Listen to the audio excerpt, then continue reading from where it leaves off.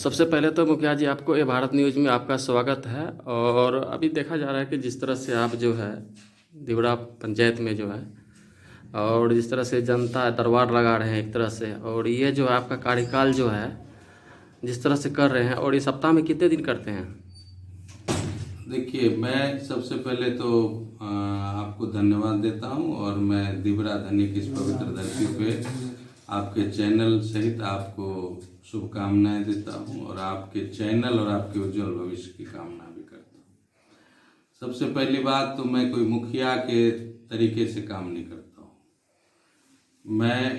मेरी जनसेवा भावना है, जनसेवक की तरह काम करता हूं और मुझे जनता दरबार लगाने की जरूरत नहीं पड़ती है।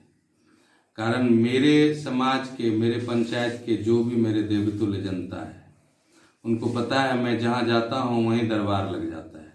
और मैं अक्सर अपने यहाँ नहीं, गरीबों के दरवाजे पे दरबार लगाता हूँ, वार्ड वार्ड जाके दरबार लगाता हूँ। और मेरा लगभग 16 से 17 घंटा समाज सेवा में और इसी तरह की दरबार। आप सुबह 5:30 बजे आएंगे तो आपको यहाँ पे इतने ही लोग मिलेंगे, रात को 12 बजे आएंगे तो इतना ही लोग। मैं कहीं खड़ा होता हूँ तो मेरे समाज के 50 लोग वहाँ खड़े हो जाते हैं। इसकी वजह ये है कि लोगों में अब एक विश्वास जग गया है कि मेरे समाज का मेरा ये बेटा, जिसको हम लोगों ने आदेश दिया है 5 वर्ष काम करने का, वो अच्छा काम कर रहा है। लोगों में उम्मीद जग गई है, तो इस तरह की कार्य चलती है। तो जिस तरह से मुखिया जी आप काम कर रहे हैं, और देखा जाए तो अगर बड़ारा कोठी में 19 पंचायत हैं, यदि वो आपके तरह ही अगर काम करना चाहें तो क्या इस समाज को क्या वो बदल सकेंगे? और उन लोगों के लिए, उन मुखियाओं के लिए आपके द्वारा क्या संदेश दिया जाएगा? देखिए, मैं ये नहीं कह सकता हूँ कि वो काम नहीं कर रहे हैं, कारण ये मेरा कोई अधिकार नहीं है। मेरे सारे साथी हैं और उसमें हमको लगता है कि बहुत सारे लोग हमसे ज़्यादा एक्सपीरियंस होल्डर हैं। बहुतों ने तो 4 बार मुखिया बने हैं। जैसे रजदमपुर के मुखिया माननीय बुला सिंह जी हैं, वो काफ़ी समय से मुखिया हैं। बत्सरा पंचायत हो गया, इस तरह से काफ़ी पंचायत है जहाँ पे हमारे बगल के पंचायत हीरा पासवान जी की पत्नी सीता देवी भी 2 बार से लगातार मुखिया रही। मैं तो पहली बार आया हूँ और पहली बार यहाँ के देवतुल जनता के आशीर्वाद से, दिवड़ा धनी के जो लोग हैं उनके आशीर्वाद से बना हूँ। मेरा काम करने का अंदाज अलग है। देखिए मुखिया जी, देखिए, मैं काम आज ही नहीं कर रहा हूँ। मैं पिछले 27 वर्ष दिल्ली में रहा, वहाँ भी बिहारियों के लिए काम किया, बिहार के लोगों के लिए काम किया।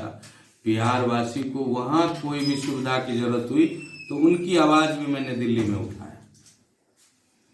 जी, बताया जा रहा है कि मुखिया जी को जो है केंद्रीय ग्रामीण विभाग द्वारा जो है सम्मानित भी किया गया है, जो कि आप का जो है कार्यकाल जो है ग्राम पंचायत राज में जो है 1.5 साल के आसपास हुआ होगा। और करीबन जो है यहाँ पे जैसे इस प्रखंड क्षेत्र में अनेकों मुखिया होंगे जो कि 4 टर्म यानी कि वो रह चुके होंगे या 2 टर्म रह चुके हैं, लेकिन उनमें और आपको ही क्यों चुना गया? क्या खासियत था आप में? देखिए, ये तो वो चुनने वाले बताएंगे, लेकिन कहने की अगर आप बात करेंगे तो मैं पहली बार मुखिया बना।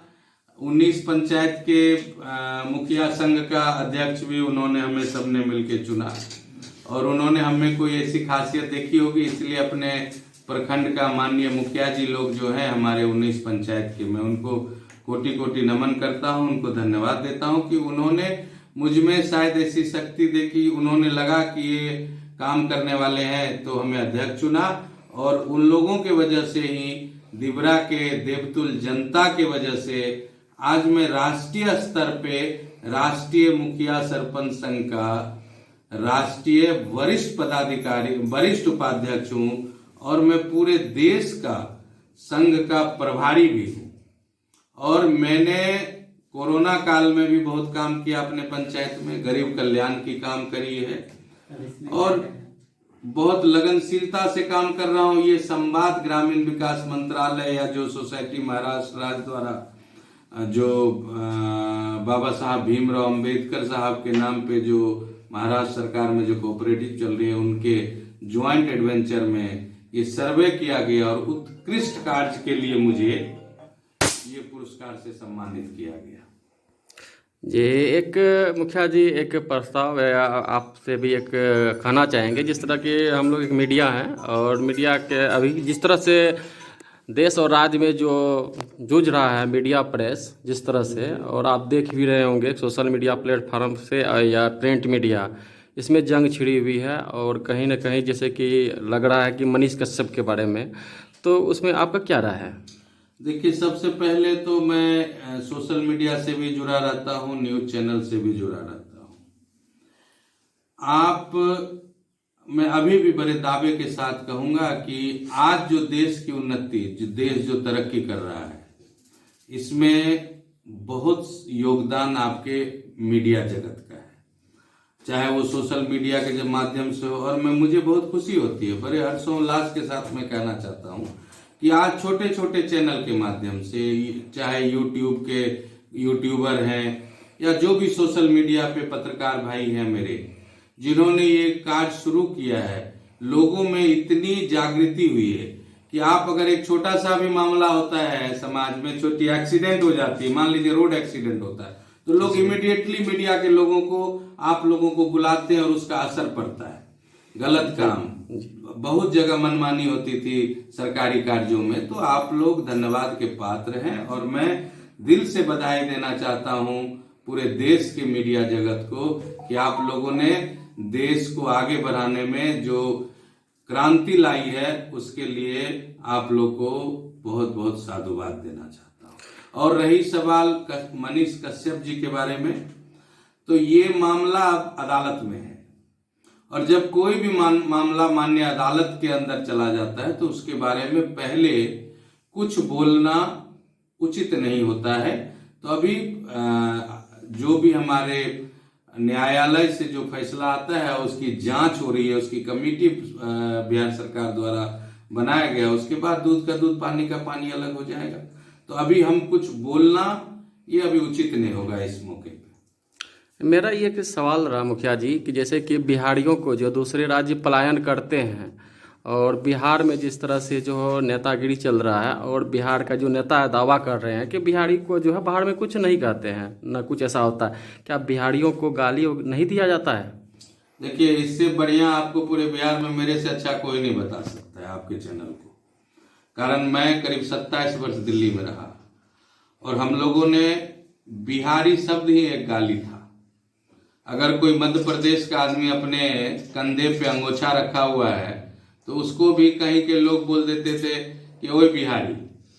तो बिहारी शब्द ही गाली है। लेकिन मैं आपको बताना चाहता हूं कि देश की अगर अर्थव्यवस्था, देश का सिस्टम अगर सही चल रहा है तो हम बिहारियों के बदौलत चल रहा है।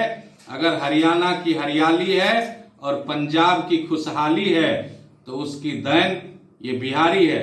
मैं तो खुले मंचों से आपके चैनल के माध्यम से कहना चाहता हूं कि देश के माननीय प्रधानमंत्री तक मैं ये मैसेज देना चाहता हूं कि मैं पूरे बिहार के लोग, चाहे वो किसी प्रदेश में रह रहे हो, कार्य कर रहे हो, चाहे जिस क्षेत्र में काम कर रहे हो, अगर एक दिन काम पे नहीं जाए, मैं अपील करना चाहता हूं और बताना चाहता हूं कि हम बिहारी किसी भी दूसरे प्रदेश में अगर एक दिन काम करने नहीं जाएंगे तो देश को बिहारियों की औकात पता लग जाएगी कि बिहारियों का क्या औकात है।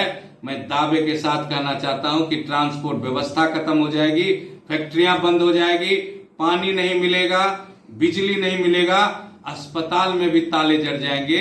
हम बिहारियों के बदौलत चाहे देश ऊपर से लेके जूता पॉलिश तक का काम हमने बहुत ईमानदारी से निभाया है, इसलिए बिना बिहारी का भारत नहीं चल सकता। वो आरक्षित है, लोगों की इच्छा है कि 2025 में काम करने के लिए ऊपर आए, पंचायत से ऊपर आए। तो अगर समाज का प्यार रहा, मैं तो किसी पार्टी के भरोसे नहीं रहता हूं जी, अगर ऐसा लगा तो हो सकता है कि 2025 में बिहार विधानसभा में लड़ूंगा। आप हमारे चैनल के माध्यम से क्या मैसेज देना चाहेंगे आम जनताओं को?